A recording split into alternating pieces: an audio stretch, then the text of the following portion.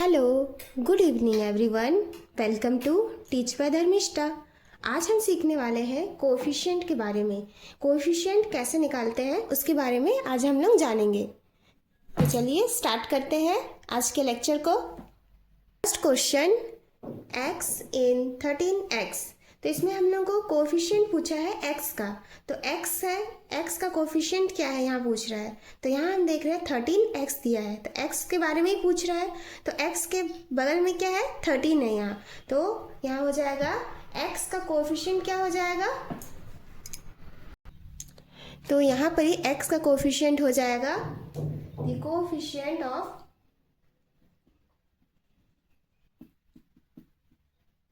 Coefficient of x is, तो x के बगल में क्या है, 13 है। तो यहाँ पे सिर्फ हो जाएगा 13, क्योंकि यहाँ x के बारे में हमको पूछ रहा है। तो x के साथ में क्या है, x के साथ में 13 है, दोनों साथ है तो 13x है। तो यहाँ x, तो x के बारे में ही पूछ रहा है, तो x के बगल में क्या है, 13 है, इसलिए यहाँ पर 13। तो x का कोएफिशिएंट हो जाएगा 13।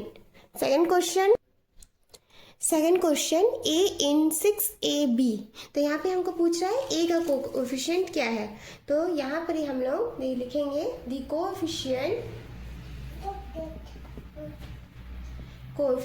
ऑफ a का तो द कोएफिशिएंट ऑफ a, तो a का कोएफिशिएंट क्या हो जाएगा, 6b, क्योंकि यहाँ a के बारे में पूछ रहा है। तो a यहाँ बीच में है, तो a के अगल बगल में यहाँ 6 है और यहाँ पर b है।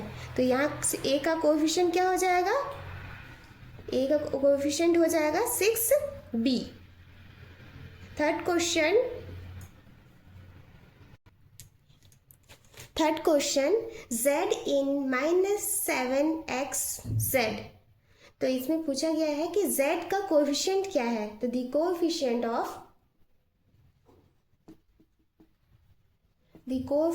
ऑफ z, तो z के बारे में पूछ रहा है। तो z का क्या हो जाएगा, यहाँ पे -7xz है। तो यहाँ z दिया हुआ है, तो z के बगल में क्या है, यहाँ -7x, तो ये हो जाएगा -7x।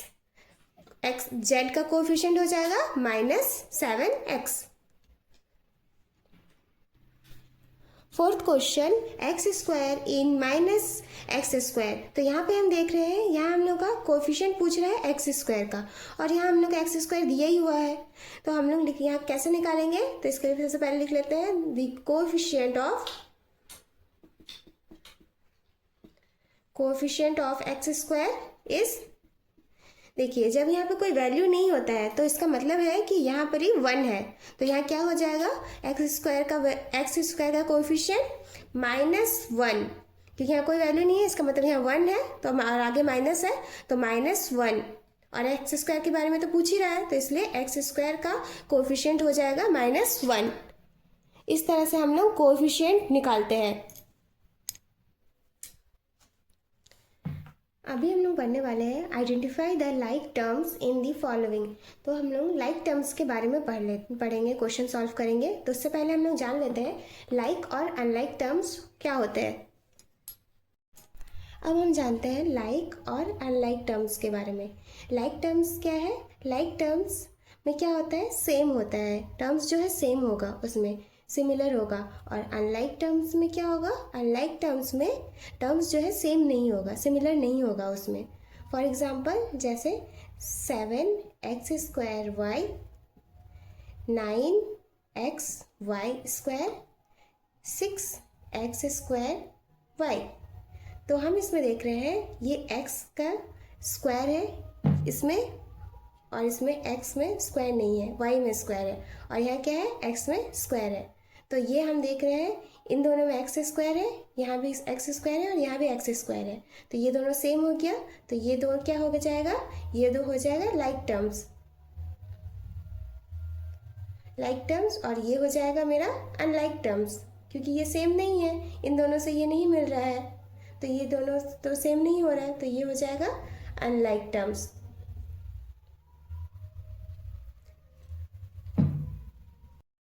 फर्स्ट क्वेश्चन में इसमें पूछा गया है कि लाइक टर्म्स कौन कौन से हैं। तो हम जानते हैं कि जैसे कि लाइक टर्म्स में क्या होता है, टर्म्स जो है सेम होगा। तो यहाँ हम देख रहे हैं क्वेश्चन में फर्स्ट में फर्स्ट यहाँ ए स्क्वायर है, यहाँ बी स्क्वायर है, यहाँ 2a स्क्वायर है, यहाँ 4a है। तो हम देख रहे हैं यहाँ a है, यहाँ भी a है और यहाँ a है। ये तीनों टर्म्स सेम होंगे, बट इसका पावर में 2 है और इसका भी पावर में 2 है, पर इसमें पावर में 2 नहीं है। तो क्या हो गया, ये और ये सेम होगा, a स्क्वायर और 2a स्क्वायर, ये हो गया ये दोनों लाइक टर्म्स। तो लाइक टर्म्स कौन कौन से हो गए, a स्क्वायर और 2a स्क्वायर, ये दोनों क्या होगा, लाइक टर्म्स। हमसे पूछा भी गया है कि लाइक टर्म्स कौन से हैं, तो लाइक टर्म्स कौन कौन से होंगे, a स्क्वायर 2a स्क्वायर, और ये यहाँ तो b है और यहाँ 4a है, तो ये दोनों क्या हो गया, unlike terms. Second question, 3x 4xy 6xy 3yz। तो हम देख रहे हैं इसमें x है खाली, इसमें xy है, इसमें भी xy है, इसमें yx है। तो हम देख रहे हैं ये तीनों सेम है, क्योंकि इसमें भी xy है, यहाँ भी xy है। तो ये तीनों लाइक टर्म्स हो गए। तो लाइक टर्म्स कौन कौन से हो जाएंगे, 4xy 6xy और 3yx। ये आगे पीछे होने से इसे कोई फर्क नहीं पड़ता, पर एक्स वाई हमसे मांगा गया एक्स वाई, तो एक्स वाई यहाँ भी है और यहाँ भी एक्स वाई है, तो ये इसलिए लाइक टर्म्स में हो गए। Third question, 3a square B 6a square B square 4a square B 6a square C. तो हम देख रहे हैं यहाँ पर ही सब में a स्क्वायर है, यहाँ भी a स्क्वायर है, यहाँ भी a स्क्वायर है, इसमें भी a स्क्वायर है और इसमें भी a स्क्वायर है, पर यहाँ b है, यहाँ b स्क्वायर है, यहाँ b है और यहाँ पे c है। तो हम देख रहे हैं कि इसमें a स्क्वायर b है, यहाँ भी a स्क्वायर b है, तो ये दोनों क्या हो गया, लाइक टर्म्स, क्योंकि इसमें भी 3a square b 4a square b है। तो ये दोनों 3a square b 4a square b, ये दोनों क्या हो गया, मेरा लाइक टर्म्स हो गया। तो इस तरह से हम लोग लाइक और अनलाइक टर्म्स के बारे में आइडेंटिफाई करते हैं।